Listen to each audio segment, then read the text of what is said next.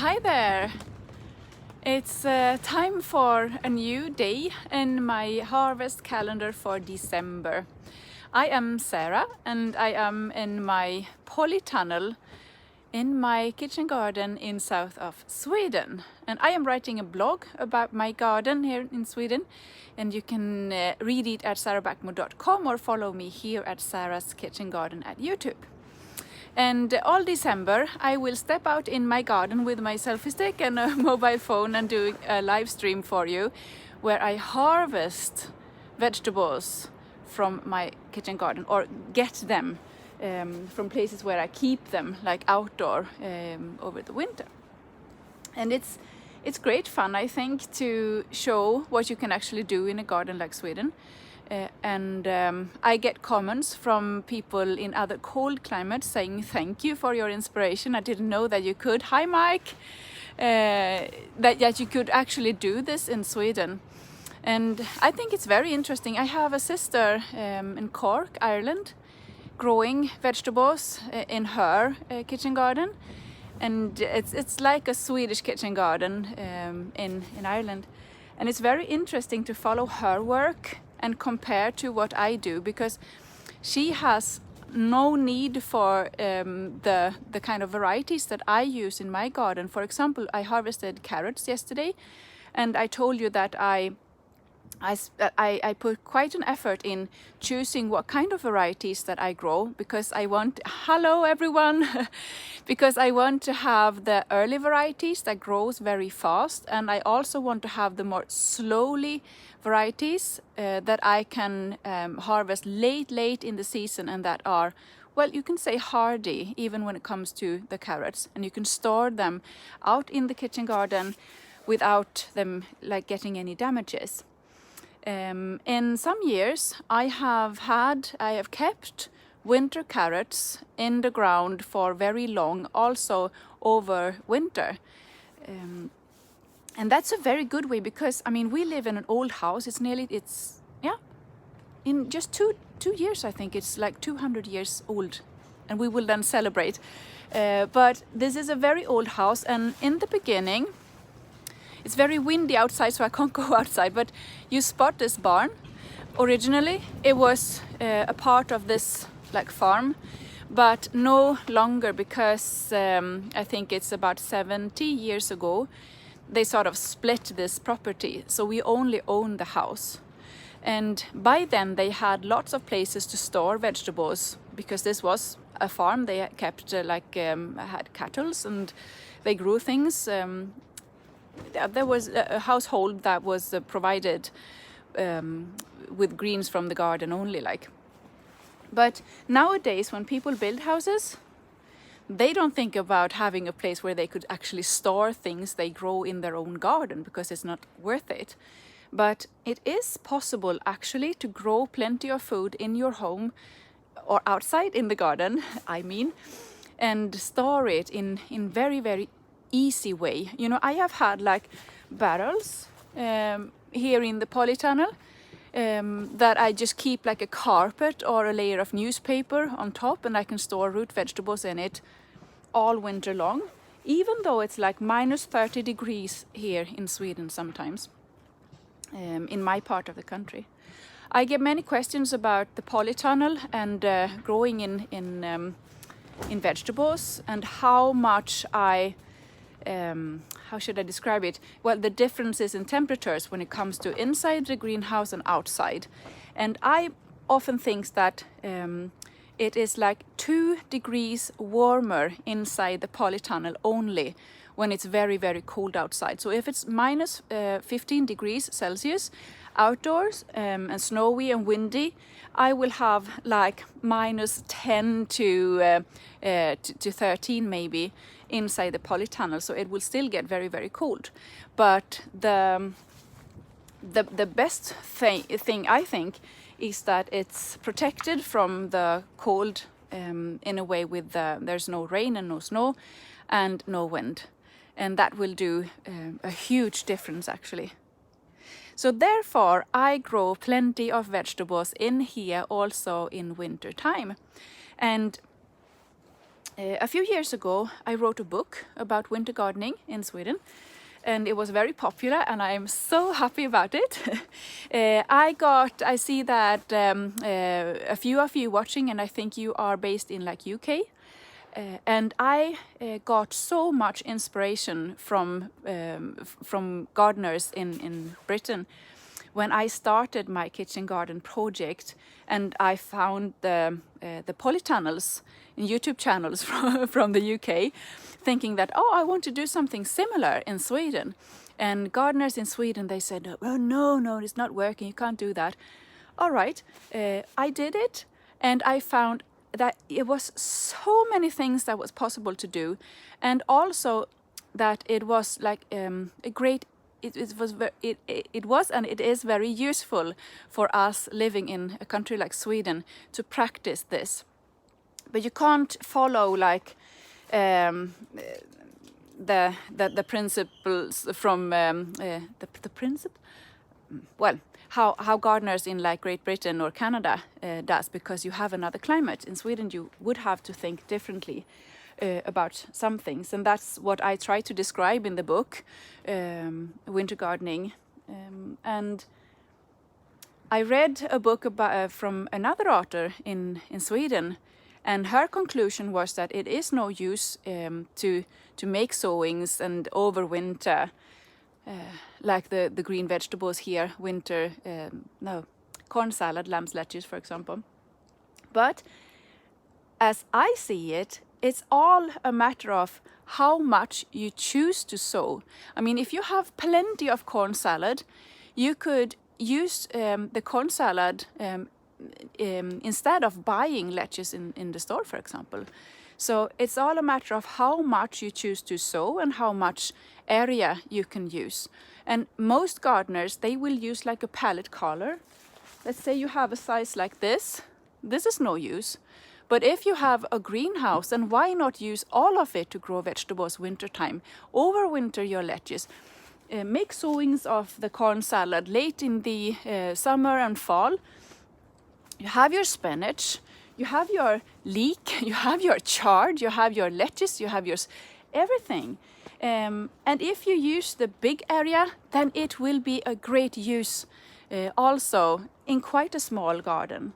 So you just have to rethink on how you use your garden, and it's possible to do lots of things also in a country like Sweden. And I am so like I'm burning for this kind of questions. Like I think it's amazing, and that's what you see now in Sweden. I would say in social media, like Facebook groups. I run Sweden's like biggest garden group on Facebook, Trädgårdsskafferiet, where lots and lots of people now have tried winter gardening for a year or two, and share their pictures and their experiences, and it's like heaven. It's like a green heaven. It's amazing. And I think it's very good that we talk about it and show our gardens so that others can see what is actually possible to do. Before I make my harvest today, I am going to show you, thank you Benny, thank you. I am going to show you what I have been doing the last couple of hours. I have had such a nice like morning in here in the polytunnel. A few weeks ago I made myself a list. It consists of like 5 things that I really want to do before it freezes outdoors and the snow comes for real. And one of the things I wanted to clear up this mess outside the polytunnel, and I have done that today, and I'm so happy and so relieved. I did it. Yeah.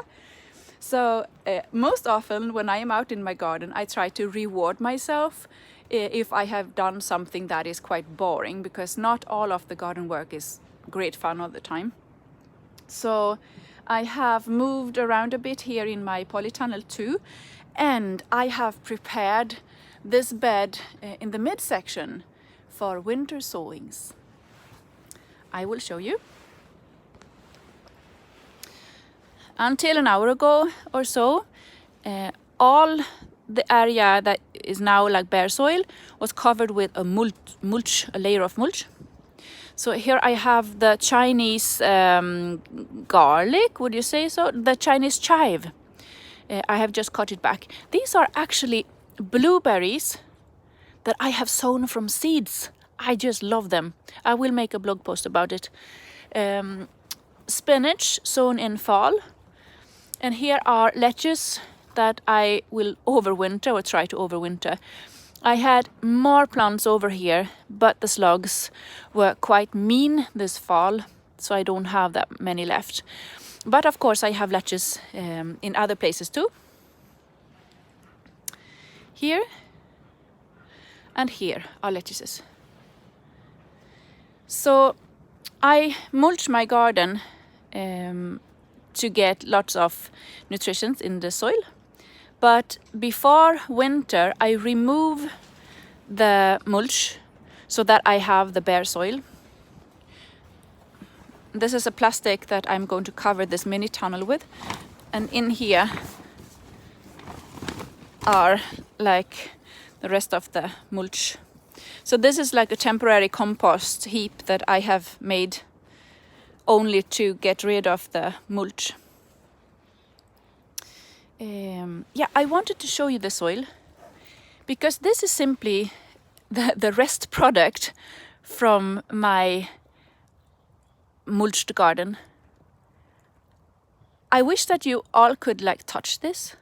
This is not a product you can buy in the supermarket. It's wonderful to see this. And the worms that usually lives here, they have just run away. The soil might be a bit too cold for them, I think, so they are deeper in here. The soil is about 10 degrees and the worms, they would like it like 15 to 20.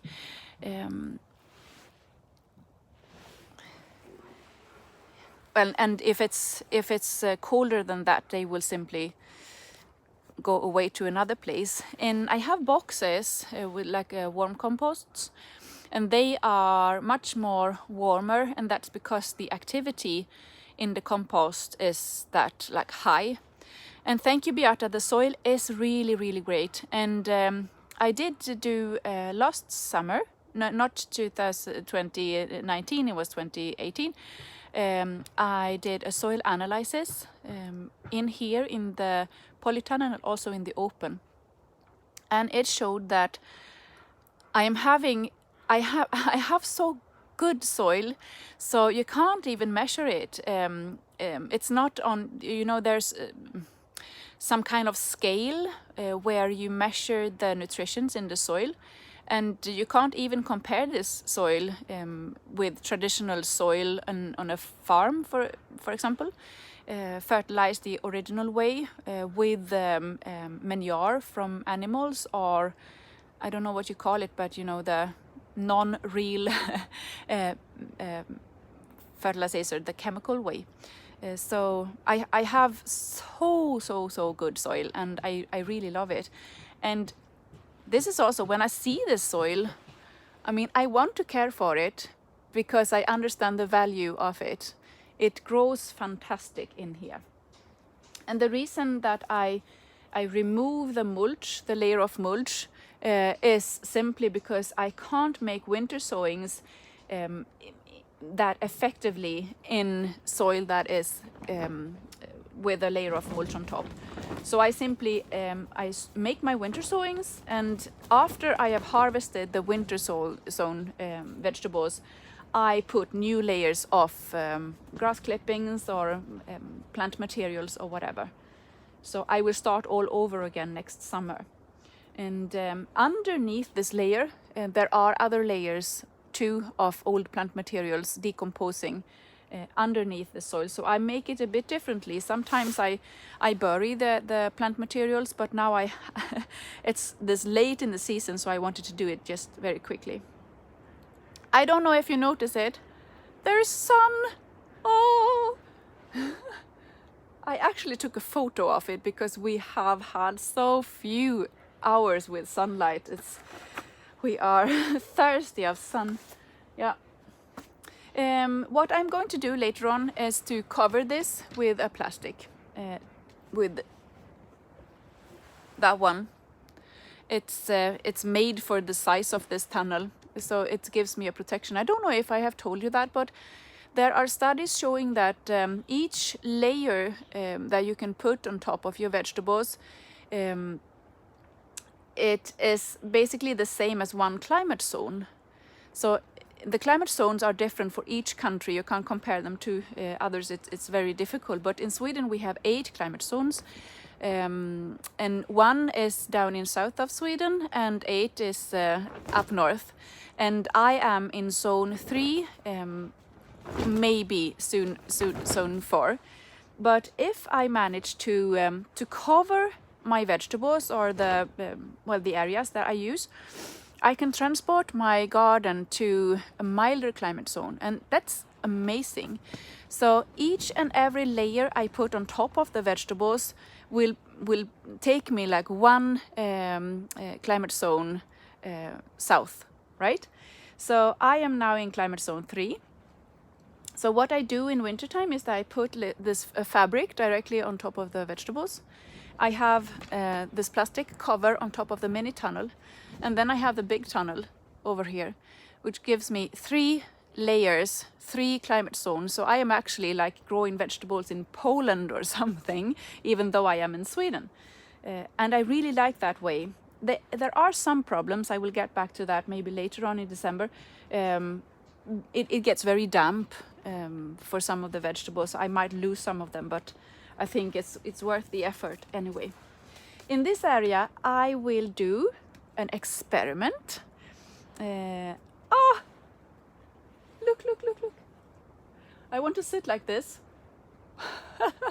because it's so sheltered here as well in the polytunnel. I love it. I am going to do an experiment with the winter sowed vegetables here. I am very excited about it. But now it's lunchtime, and we have 1 child extra today, Momo. She comes here like one time each month to spend a weekend with us.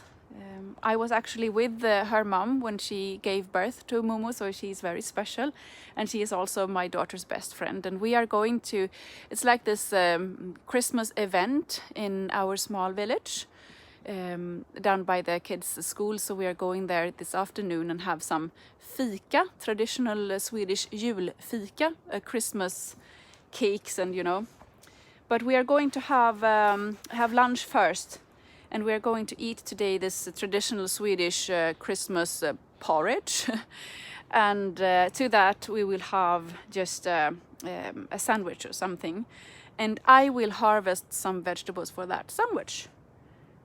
Nothing very special, but I like it a lot. And here are a few plants of parsley. They are going to be like overwintered here. And I have also plenty of parsley out in the main kitchen garden. I will move it here in a few days. But today I will simply take what's left of this plant. My kids are kind of used to this. We have a rule. Oh my goodness, look at this. Isn't this a lovely picture? Sunlight in December, parsley, corn salad, beetroot leaves. Wow. Oops. I was going to tell you that we have a rule saying that you have to have something green on your sandwich, some vegetables. And my kids are kind of used to it, and of course they go nagging about it sometimes. They don't like it always. And as I see it, I buy organic cucumber. Maybe in wintertime it's like imported, well, from other countries. Hi Maria. So, and that's kind of the only vegetable I buy wintertime. It's organic cucumber for the kids' sandwiches. And I think in winter in total I might buy like 10 or something. But if I say you have to have parsley on your sandwich, they will eat parsley. And I just don't like to force them to eat parsley all the time, because then I think they will lose their interest and their joy for things harvested in the garden. So I try not to push it too far. But I love parsley on my sandwich. Well, my dear friends, I think yesterday, if it's still very windy, I will go get something from the clamp. I saw that I had some questions yesterday on what kind of things I have there and how I did the clamp. But now I will go and keep my husband company in the kitchen and feed him with some parsley. Thank you all for watching, and keep commenting and tell me what you harvest in your garden. And please write me something about what country you live in, because it's nice to know what kind of season you have and what's possible to harvest. You may not have the kind of challenge that I do. It would not be a challenge for me in like June or July or August to harvest something each day from my garden, but it's really tricky in December. But I think I made it quite far good so far. So thank you all for watching. Here's our greenhouse cat, the Bomben. Vad säger du för något? Meow. Meow. I think she's the cutest one that we have. Come on. She is a part of her is like that. Maria will have to help me out here. Norsk skogkatt, like a traditional Norwegian cat with kind of long fur. So she's very fluffy, and the kids just love her. Unfortunately, she's really mean to the other cats, and I guess that's why she sort of stays here in the in the greenhouse. Actually, I might show you just before I quit that I spotted in here somewhere. It was a huge hole.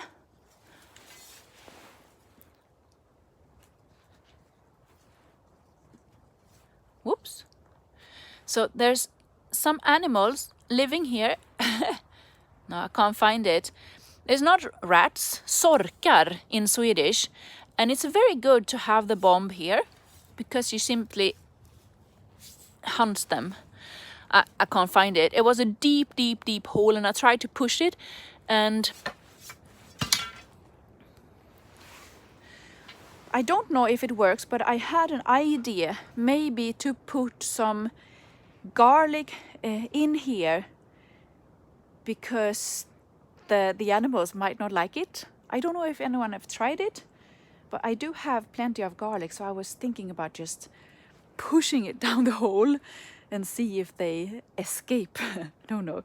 We sometimes find like the back of this sork in the living room or something. They are so huge, the cat don't even eat whole of it because it's so big. I just hate it. Oh, I have to do something else before I go in. I prepared some water, because I need to water the areas that I'm going to winter sow.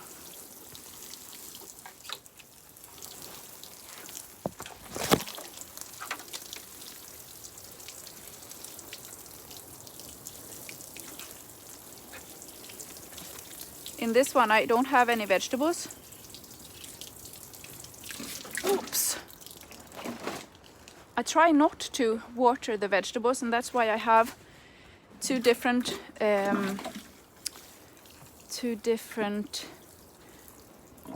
cans. I just water in between the plants. Whoops.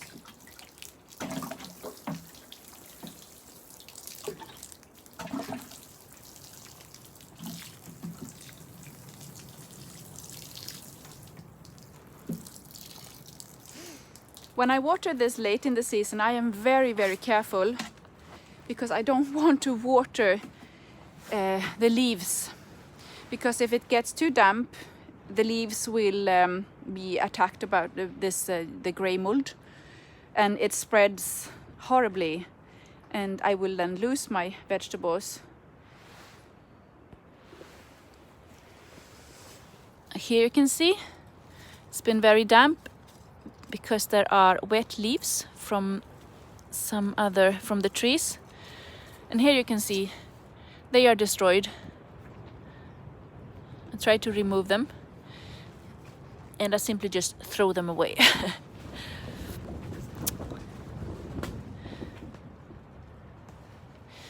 And that's why it's very important not to water the plant, the leaves.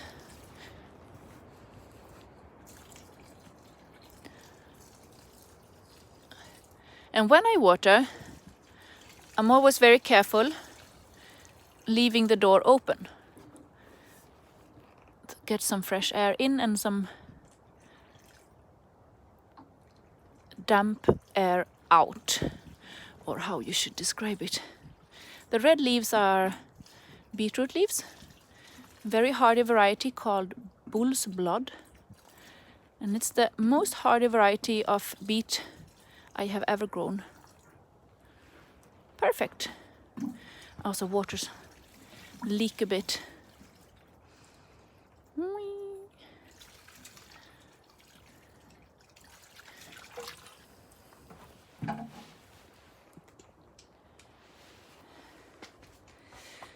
Well, thank you all of you for watching. Now I will go indoors with my parsley, having lunch and celebrating with the kids. And I'll be back tomorrow with a new report from the garden. Parsley in today's harvest calendar in December from Sara's Kitchen Garden. Bye bye all of you.